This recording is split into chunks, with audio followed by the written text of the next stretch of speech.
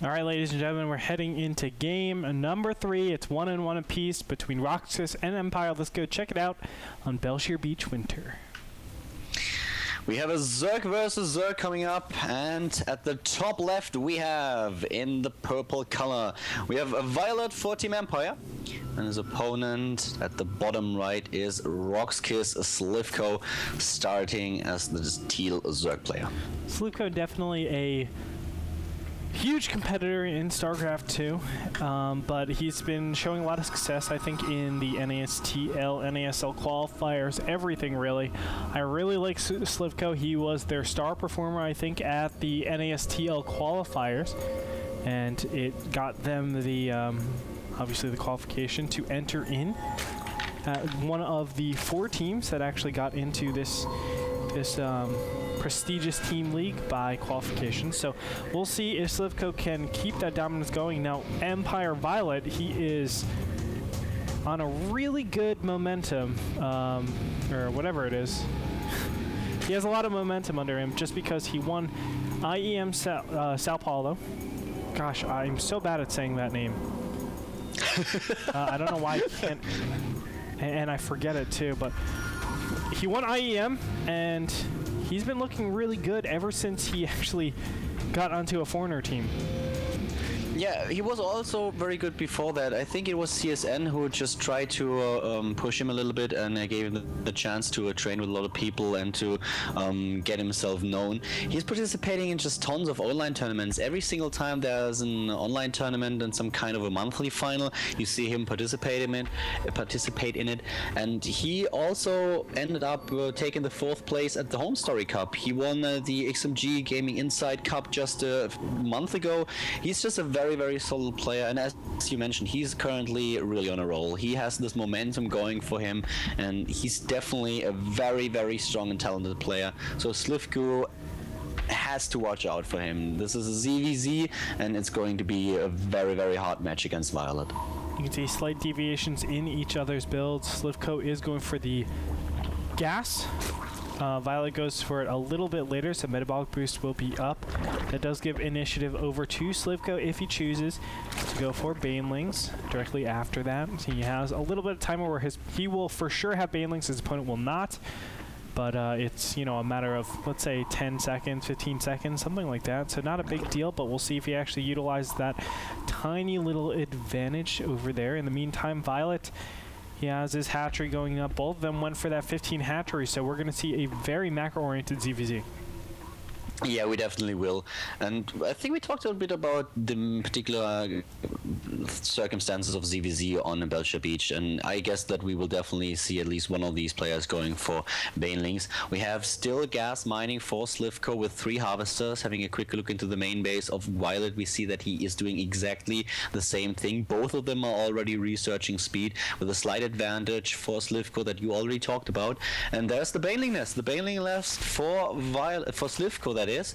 And let's see what Violet is going to do. Will we see a Baneling nest for him as well, or is he going to try to defend and go for the roaches? I think it's paramount that he actually goes to this Baneling nest. Now, it's tough. These Zerglings are going to get in here, and once they see that there's no Baneling nest up, he should utilize this advantage. He sees his opponent is still mining gas, but with no Baneling nest out on the field, it's like, okay, I have Banelings, you do not. Oh, there it is. He actually builds one. He's actually building one at his expansion. He was able to see it, but he knows he has a slight timing on his opponent. He doesn't build any Zerglings, so it looks like he's not going to utilize that small, tiny window and just goes for more drones. So again, we're going to the macro stages. Both these players not really committed in being aggressive at all. One of the things that is really just completely not really insane, but it's one of the things that makes ZVZs just so different from all the other matchups is that you can scatter your overlords across the map in the early stages of the game because there is just no anti-air, so you will have a lot of knowledge about your opponent's movements. You will always see when he's moving out of his main base, and this gives you the timing that you sometimes need in order to build the units in order to defend. So this is a little bit something that is only happening in Zerg versus Zerg, and probably the reason why Slivko now just decides to not get too many units in order to defend, but focus a little bit more on his economy. And ZVZ is all about getting as many drones as you possibly can in order to get you this advantage, but at the same time you need to be prepared for any incoming attacks, and Violet is about to launch one of them. Yeah, but 5 banelings are going to move across here now. I don't think this will be too fruitful of an endeavor. You can see these Zerglings get killed so fast. And now it's just a couple of banelings here. Oh, God! Oh! Wow, that should not have happened. No, not at all. That should not have happened. That was like watching an accident about to happen. 7 drones got killed, and he had so much time to actually avoid the baneling. I can't believe that. I can't believe he lost 7 drones to this one baneling. Yeah, it's kind of mind-boggling, just because he had banelings to actually trade there. So why he didn't trade is kind of confusing. But still, he does come out okay. Slivko, you can see, still has the Harvester advantage somehow or another. I'm sure because the banelings did kind of trade nicely with those Zerglings, so things, I guess, kind of even out. I wouldn't even say that, because it's never good trading 7 banelings or 7 drones in this early game stage. But Slivko seems to be rebounding very nicely, and you can see both these players are taking their thirds, so they're going for a very macro-oriented game. Yeah, Violet is now just trying to force a cancel on the third. There are banelings, but he needs, yeah, he is going for some kind of run by trying to get into the main base. No, not just yet. Facing the queen and the spine crawler is a little bit too much in the end. Oh, he just goes for it. Trying to have a look into the main base, what's happening. Maybe even sniping the queen. I don't really see that happening, but gonna be close one. No. A little bit too tanky. Of course, the queen starts with that +1 armor, so the Zerglings don't do nearly as much damage, but both these third bases have been completed. Let's go and check it out. 57 Harvesters for Slivko, Empire Violet, only at a lone 749. He is getting more drones. Infestation Pit is thrown down. We have Glial Reconstitution coming down from both these players, so they are just teching to that standard Zergling Roach Infestor composition. Although Slivko hasn't really chosen anything, he might still go for Hydras. We have seen that before. But with patience and good micro, we have seen Infestor Roach perform a lot better than Hydra Roach. Yeah, indeed we did. We had a small snipe on one of the queens at the bottom, at the top, by the way. So one of the queens of Violet was just taken out by a couple of Zerglings that ran past his army. And the infestation pit is done for Violet. He's already researching pathogen glands and getting the +1 attack upgrade for his Roach at the same time. Slivko not teching, at least not opening a new tech tree. He is just trying to get the advantage in regards to his upgrades with the +2 attack upgrade now being started. So this will give him a slight edge in regards to his count of the roaches. But as you already mentioned, if you control infestors well and you make good use of your fungal, then you are in a position where you can not only force engagements, but you can also just try to delay pushes of your opponent. And if you have enough infestors, they just do so much damage with all these fungals.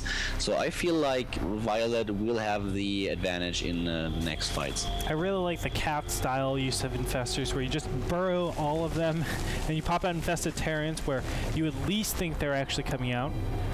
You can see the third is pretty vulnerable for both these players. The Overseer count isn't too high for either of them. We can see one Overseer is flying around, seeing everything that's going on in Violet's base, so Slivko will have a very clear indication what he's up against. And look at that, the Hydrogen actually gets plopped down. We're looking at 150 supply to 147 right now. Violet is actually increasing his supply pretty dramatically with the Roaches. And the tech switches, or I shouldn't say that, the tech deviations have been set in stone. So we're going to see Hydra Roach against Roach Infestor. And you already talked about it. I too feel that the Infestors are just the better choice, because if you're up against Hydralisks with Infestors, you can just fungal them like crazy and infest. And while Hydralisks deal a lot of damage, they have the problem of having only a few hit points. So I think that's going to be a huge problem for Slivko. Yeah, supply is about even out, and here come the Infestors once again using those fungals. And Hydras are not a matter yet. We have Roach against Roach, 28 against 24, and once again fungal fungal after fungal hits the army of Slivko, and he's losing a ton of roaches now. The reinforcements of Violet are just streaming in. Finally, a bunch of Hydralisks join the battle, but they might already be a little bit too late. Looks like Slivko is able to get the upper hand in this battle. Violet needs to retreat as he doesn't have any energy for another fungal, and his reinforcements are still too far away. In total, they kind of traded armies evenly. Only a small lead in resources lost by Slivko. 2-0 is finished for Slivko, whereas 2-0 is just being about to be finished, actually. 40 more seconds for Violet, so Slivko was able to manage a little bit there, but I have to say the chain fungals on that group, that pack of roaches on the top over there, it definitely isolated a lot. You can see that just the power of those infestors really taking away. The problem with it, with infestors, is that it's very unforgiving. If you lose a single battle and lose all your infestors, you're basically screwed. We do see actually Hydra's being committed over here for Violet's army composition, but neither of them really want to engage, just because attacking off of creep is a disaster for Hydras, man. So they're just kind of camping out, and they're not going to commit just yet. We're going to probably see both of them go to 200-200, and then we'll see the big battle actually commence. We have a fourth base now for both of them. At the top right, Violet is expanding again, while at the bottom left we have Slivko's base. And Slivko is adding infestors on his own now, but I think that he's probably missing this timing opportunity. We have Violet with a very nice Hydralisk and infestor and roach mix, and the infestors in the back are now trying to fungal once again. There's the engagement, units blocking each other, and he's moving in. Violet losing a ton of units though. He's remaxing again, but he needs some infestors on those Hydralisks. Slivko is doing a lot of damage with them, but he's losing the battle nonetheless. We have him on 150 supply against 185. The Spine Crawler is not going to finish. Violet just trying to go in for the kill. All those infested Terrans kill the overlords of Slivko, and he's supply blocked now, Gretorp. He can't build any units. Yeah, but he will stabilize out of this. You know, Violet actually rushed in there. There was no need to actually move command in there. You can actually, it's better to back up, in my opinion. Just back up and let the fungal growths actually work for you. It commits like, well, the units actually have to go down a little sliver, just because some of the units are actually acting as a wall. But here we go again. Looks like Slivko will be attacked upon by Violet. Violet is just relentless in this aggression. And now finally a small group of roaches and Hydras are going to go down to this third base, while all the other units are actually, you know, occupied with trying to kill his opponent's units. But look at that. Violet just has a massive lead. There it is. GG comes out from Slivko.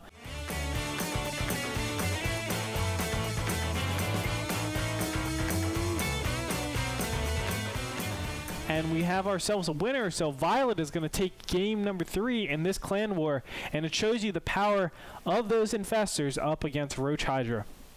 Definitely does. It definitely does. Slivko trying to get infestors on his own, but Violet already had a bunch of them with enough energy to throw down a ton of fungals, and at the same time we saw also a lot of infested Terrans. Then Slivko gets even supply blocked. He can't even build units anymore. Violet, he backs up a tiny little bit, waits for his reinforcements, and the second wave just takes Slivko down with this really cute move of just getting a couple of his units into the mineral line at the third base to take down the drones. So even if Slivko would have been able to throw down the attack of Violet, his economy would have been in shatters, and Violet, he already had so many minerals and gas banked up, he could have gone for another maxed army and then just attacked again, wave after wave after wave. Slivko was just not prepared for this onslaught. Yeah, and I think this game probably showcased the best, you know, just the power of infestors. There's not much to that, I think. I think infestors are a must in this matchup. You can't rely on Hydras, because if someone knows how to use infestors very well, they're going to keep them the whole time. They're not going to lose them, and they're going to kill a lot of roaches. And what you're basically doing is investing time to kill money, which is the energy that you're using to kill other roaches. The roaches cost a lot. The energy only costs time. So you saw obviously Violet play a very standard game and was able to be a lot more efficient with his army and gave him that big advantage in that resource the units lost have. So that being said, congratulations to Empire right now. They're going up 2-1 in this series. We're going to move on to game 4. It's match point for Empire, so let's check it out, ladies and gentlemen, and see how this might conclude.